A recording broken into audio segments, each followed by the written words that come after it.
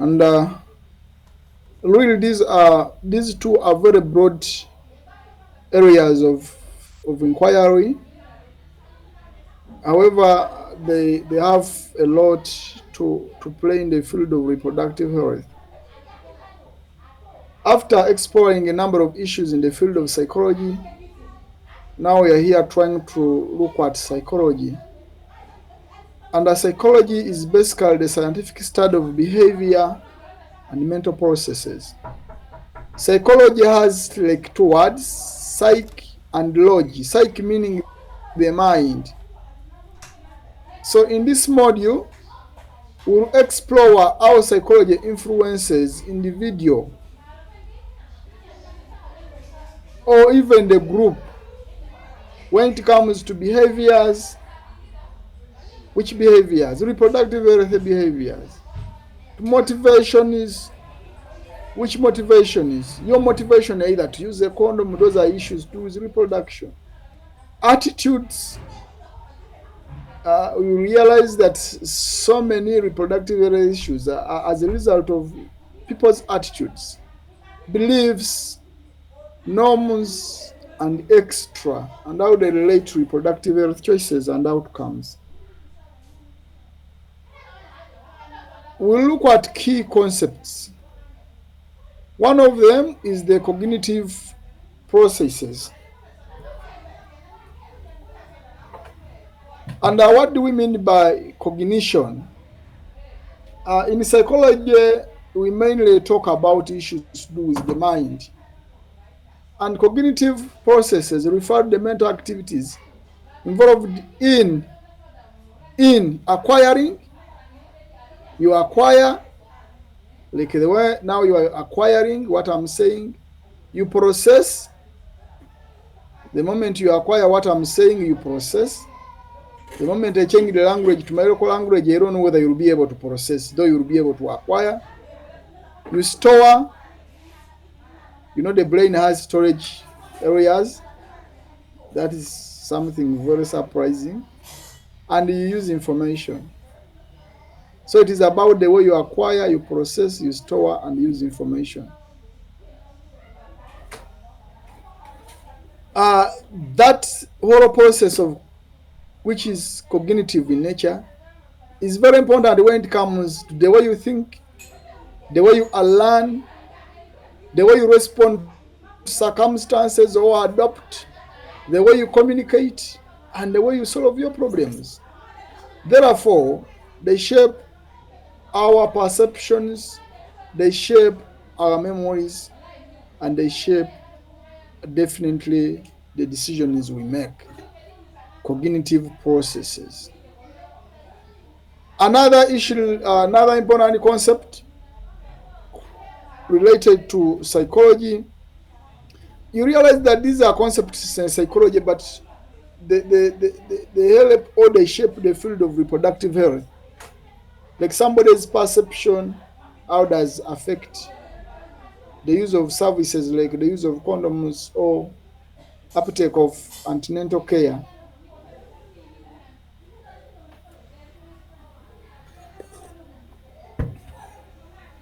Perception is the process of receiving and interpreting social information from the environment.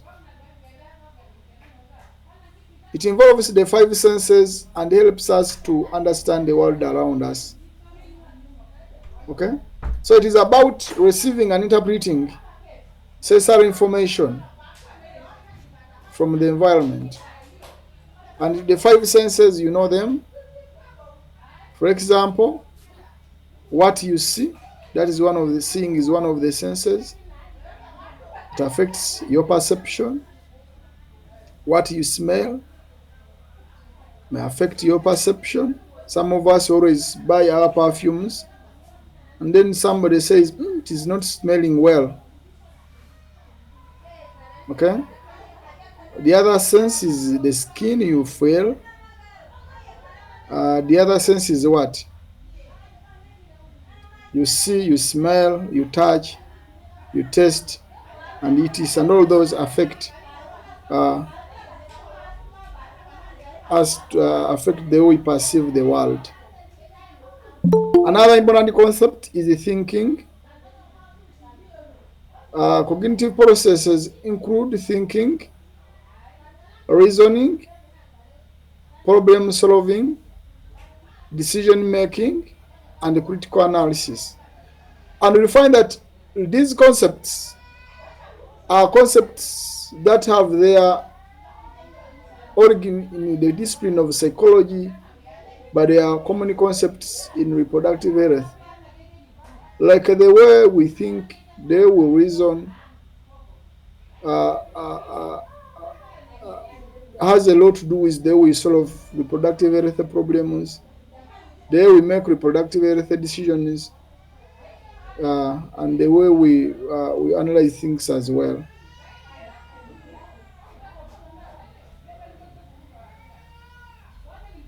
And these processes help make sense of information and make choices.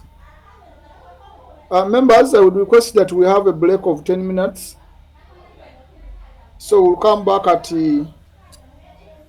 uh, 52 past your respective, 80 minutes to your respective. And our main emphasis is to see how it links up with issues to do with reproductive health and definitely affecting reproductive health decisions and finally outcomes. Other concepts are like language, which is a cognitive process that involves both comprehension, that is understanding what others say, and the production, that is expressing our thoughts and ideas.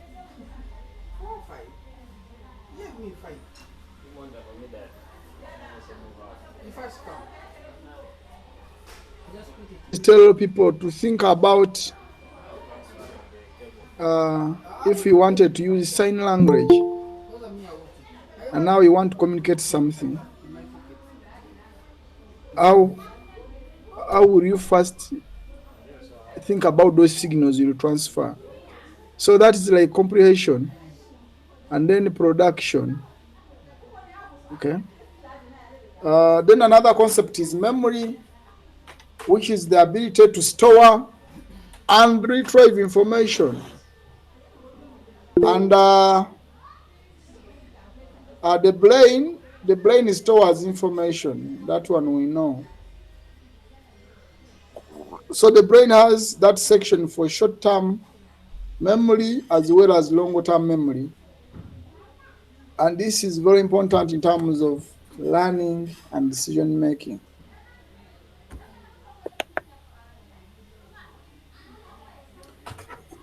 What is behavior? Behavior refers to unobservable and measurable action. Like if you slap your neighbor, that is something observable. Measurable, you may slap once, twice, it is measurable. Action or reaction, it might be an action you slap, or reaction you turn back or you also slap the person, or conduct of an individual or organism.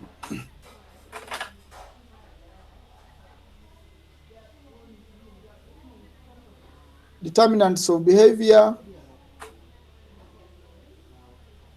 Have you ever wondered why some people behave the way they do? Some of us, we are proud. That's like your conduct, your behavior.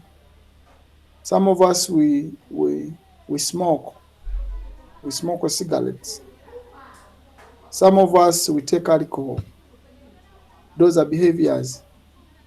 The question is, have you ever wondered why you behave that way? So before you wonder, psychological theories are here to tell us that that kind of behavior you have is a function or is determined by either biological factors, which biological factors are highlighted here, including your genetic makeup. And we are now wondering, is your conduct as a result of your genetic makeup, your brain structure, your neural system, and etc., or as a result of chemical imbalance in the brain? that may trigger a change in behavior. Then two, apart from biological factors, as we have mentioned them, do environmental factors have something to do with the way you behave? And when we talk about the environment, we may be talking about issues about your surrounding, including your family, including your culture. Okay, those are your immediate environments, including your physical environment. Some of us, we are in mountainous areas. Here, some of us who come from mountainous areas, we are at times hostile. I don't know whether the environment explains somebody's hostility. Your surrounding, like your peers, the people you associate with, those is your environment. Do they have a role to play on how you behave? And psychology is saying yes, they do. And we are mentioning them here.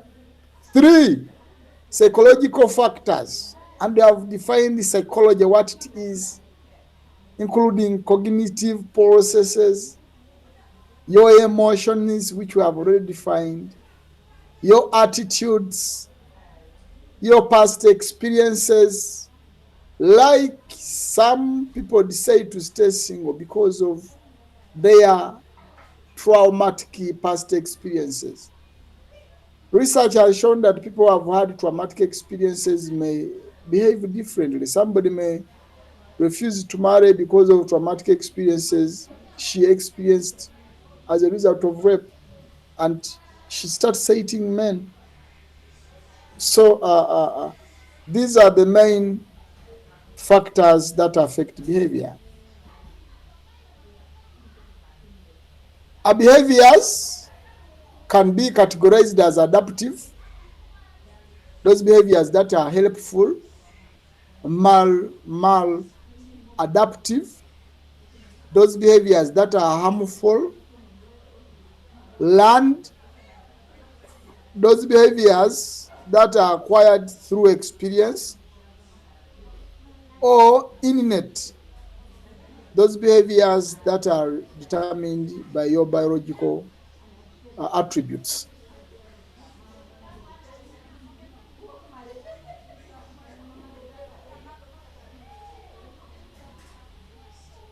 Behaviors can be also categorized as observable behaviors. Behaviors can be observable and measurable as one of the characteristics, which makes it a focus of scientific study. You know, some of you remember one of the key attributes when you are stating your objectives for research is the ability to be measurable. So now here we are saying that behaviors are measurable. That makes them easy to be investigated. Like we can tell how many sticks of cigarette you take a day. That is being able to measure you as an individual. We can tell how many bottles of alcohol you take in a day or in a month. That is being measured. 2, behaviors are context dependent.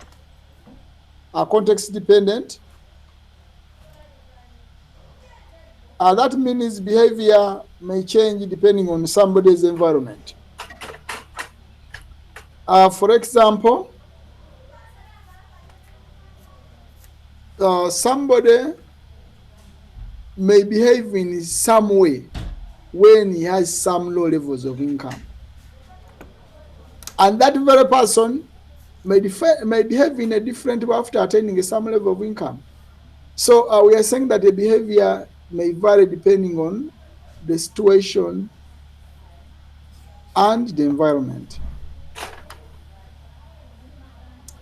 Emotions are complex, subjective, and often brief psychological responses to specific events or stimuli.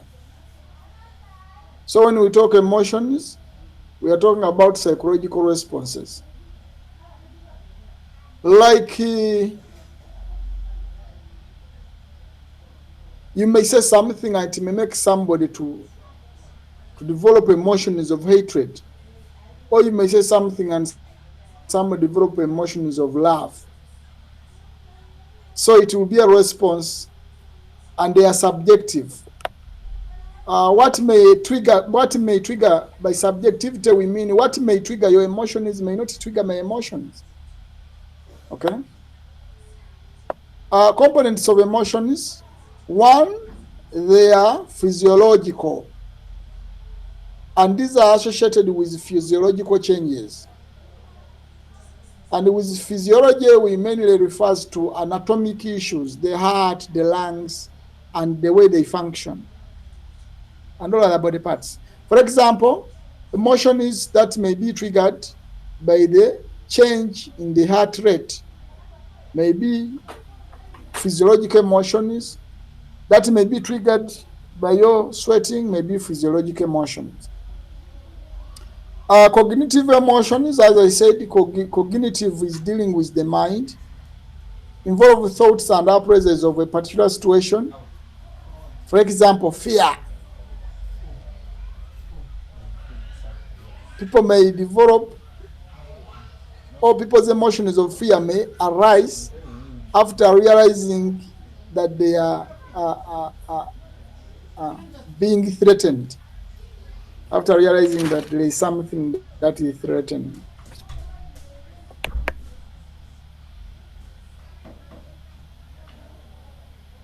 Emotions are also classified as subjective, as I've already said. Functions of emotions.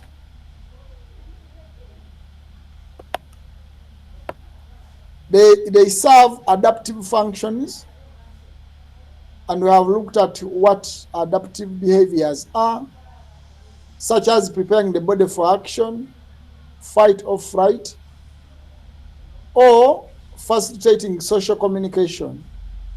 For example, expressing someone's love or affection.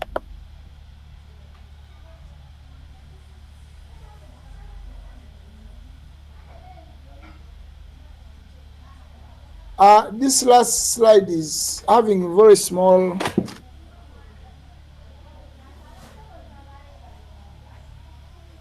the font size is so small.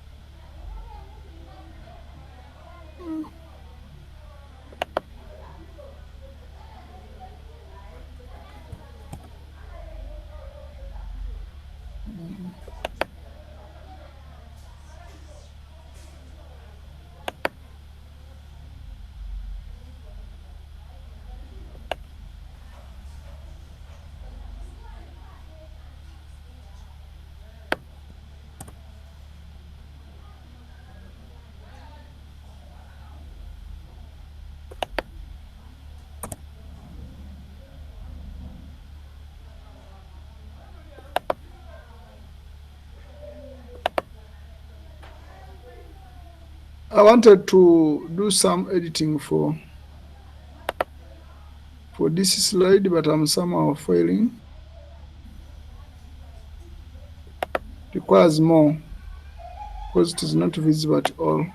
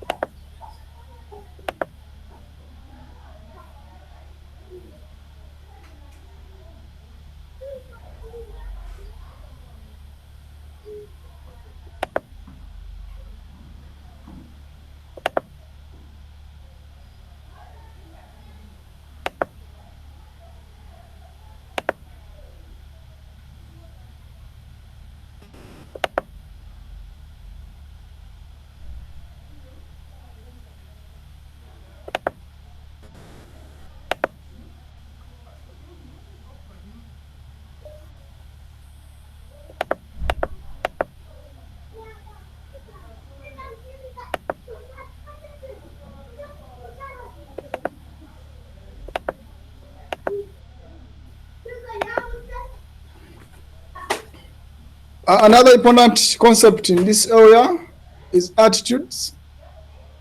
And these evaluations, beliefs, and the feelings that these predispose individuals to react positively or negatively towards people, not only people, but towards objects, not only objects, towards events, or even ideas.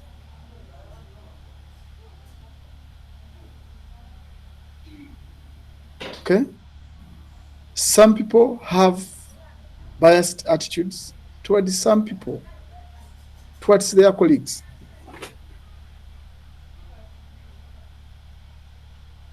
What are the components of attitudes?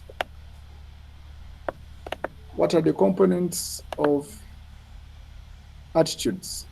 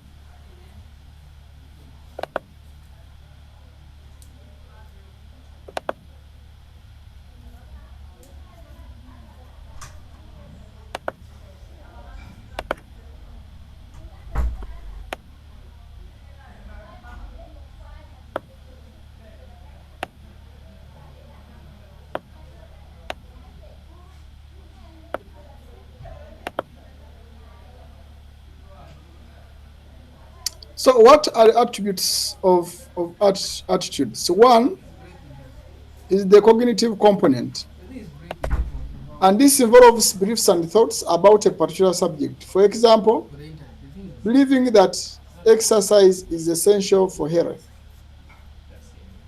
The other component of attitudes is the affective component.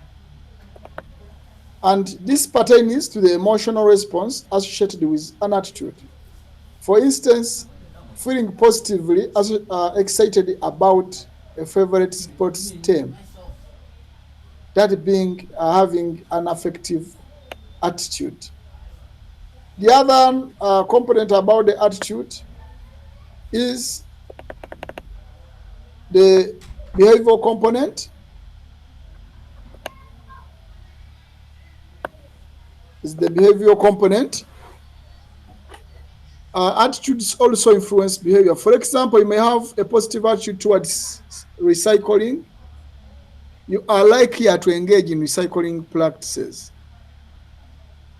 And the other component is of an attitude is formation and change. And attitudes can be formed through direct experience, socialization, and persuasive communication. They can change over time due to new formations or experiences. And the other component of attitude is their role in behavior, where attitudes guide and predict behavior. For example, someone with a positive attitude towards volunteering is more likely to engage in voluntary work. In voluntary work.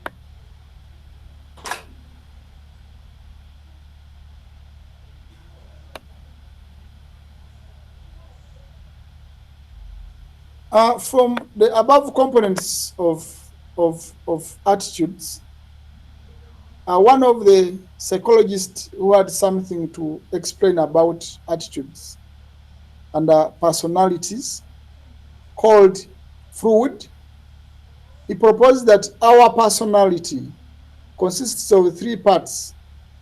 That is the id,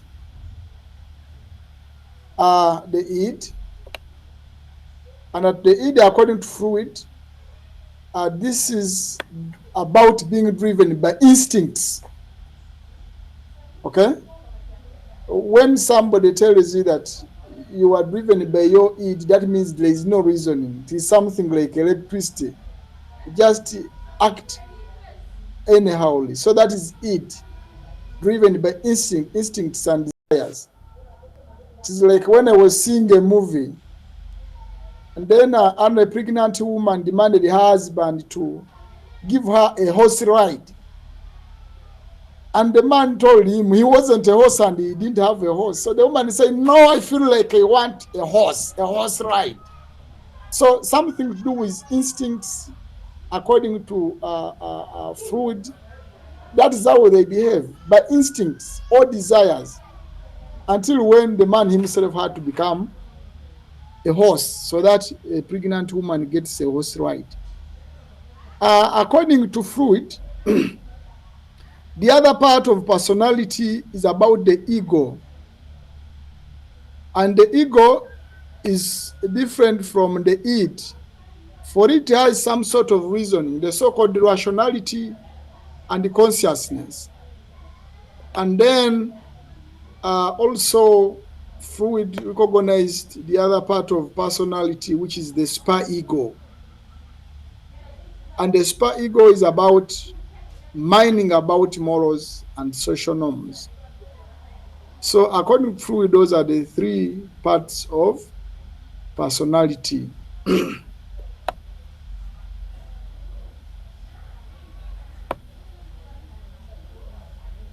Our defense mechanisms. People use defense mechanisms to protect the ego from anxiety caused by its desires.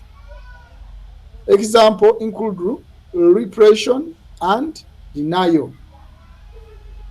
Okay, so you can see that there are also other response mechanisms within the body according to this theory.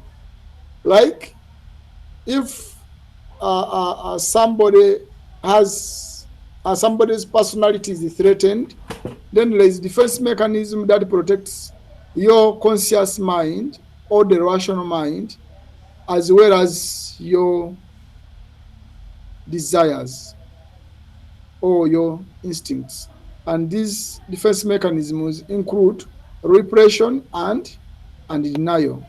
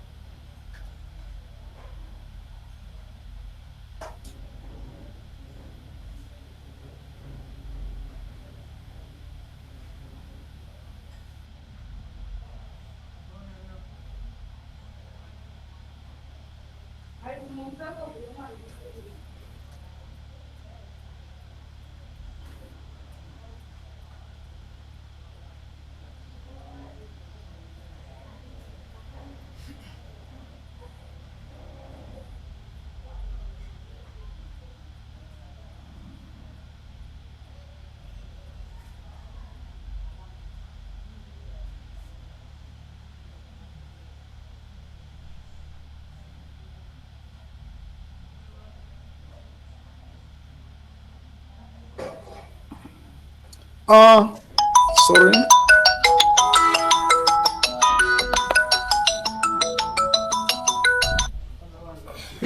Also, Freud, after identifying these personalities, He outlined the stages of a person's development into